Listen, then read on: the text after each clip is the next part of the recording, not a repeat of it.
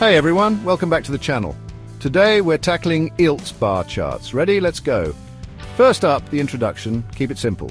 You could say, this bar chart shows how popular 3 activities, reading, sports and watching TV, are with 4 age groups, kids, teens, adults and older folks.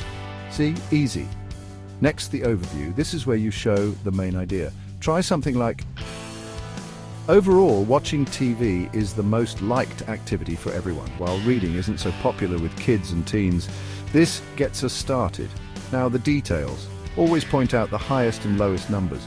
For example, for kids, watching TV is way ahead at 60% compared to 25% for sports and only 15% for reading. Piece of cake! Use words that compare things to show how the data is related. You could say, teens show a small change, with sports being about as popular as watching TV, both around 40%.